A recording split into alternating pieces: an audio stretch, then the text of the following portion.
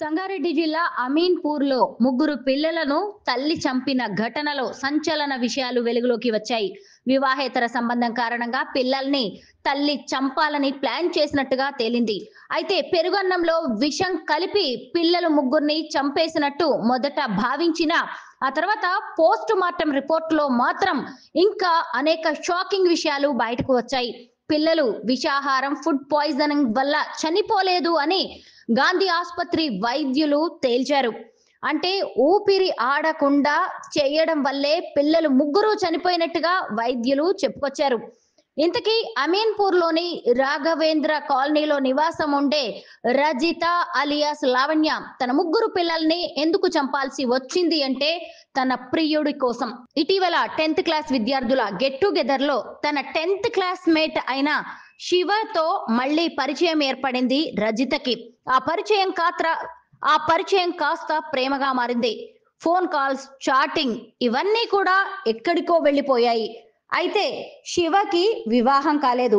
అప్పటికే పెళ్ళై ముగ్గురు పిల్లల తల్లి అయిన ఈ రజిత శివ మీద మనసు పడింది.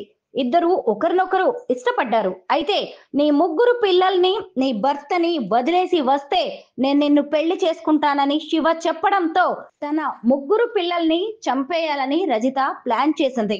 మార్చి 27వ తేదీన రజిత పిల్లల ముగ్గురికి భోజనం పెట్టి నిద్రపుచ్చింది. ఆమె భర్త అయిన చెన్నయ్య వాటర్ ట్యాంకర్ డ్రైవర్ గా పనిచేస్తూ ఉంటారు. రాత్రి టైంలో ఆయన డ్యూటీకి వెళ్ళాడు. ఆ తర్వాత కొద్ది గంటల తర్వాత తిరిగి వచ్చాడు. అందరూ కలిసి పడుకున్నారు.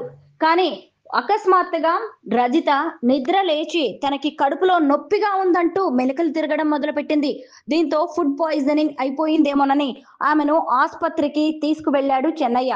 ఇంతకీ ఆమెతో కలిసి భోజనం చేసిన పిల్లలు ఎలా ఉన్నారు అని గమనించగా ముగ్గురు పిల్లలు కూడా నిర్జీవంగా మారిపోయి ఉన్నారు. అంటే వారు తిన్న అన్నంలో విషం కలిసినట్టుగా అందరూ భావించారు. పోలీసులు వెంటనే కేసు నమోదు చేసుకొని దర్యాప్తు మొదలుపెట్టారు. ఆ దర్యాప్తులో అందరికీ భయంకరమైన నిజాలు తెలిసాయి. అప్పటి వరకు అందరూ కూడా ఫుడ్ పాయిజన్ అనుకున్నారు. కానీ ఎలాంటి ఫుడ్ పాయిజనింగ్ జరగలేదు అని పోస్ట్ మార్టం రిపోర్ట్‌లో బయటకు వచ్చింది. అర్ధరాత్రి 2 గంటలకు చెన్నయ్య ఇంటికి వచ్చేసరికే ముగ్గురు పిల్లలు విగత జీవులుగా పడి ఉన్నారు. పెద్ద బాబు వయస్సు 12 ఏళ్లు. అతని పేరు సాయి కృష్ణ. ఆ తర్వాత ఒక పాప 10 ఏళ్లు మధుప్రియ. ఆ తర్వాత 8 ఏళ్ల గౌతమ్. ఈ ముగ్గురు కూడా చనిపోయారు. దానికి కారణం ఏంటి అంటే భర్త బయటకు వెళ్ళిన తర్వాత నిద్రపోతున్న ముగ్గురు పిల్లల్ని టవల్ ముఖం మీద వేసి ఊపిరాడకుండా చేసి రజిత చంపేసింది. ఆ తర్వాత భర్త వచ్చిన తర్వాత కడుపు నొప్పి నాటకం మొదలుపెట్టింది. అంటే అందరూ ఇది ఫుడ్ పాయిజనింగ్ వల్ల పిల్లలు చనిపోయారు అని అనుకుంటారని ఆమె భావించింది. అయితే ఫస్ట్ అందరూ కూడా నిజమేనని నమ్మారు. ఆ తర్వాత విచారణలో 10th క్లాస్‌మేట్ అయిన శివతో ఇల్లిసిట్ అఫైరే కారణమని బయటకు పోలీసుల విచారణలో బయటపడింది. దీంతో పోలీసులు రజితతో పాటు శివని కూడా అరెస్టు చేసి జైలుకు పంపించారు.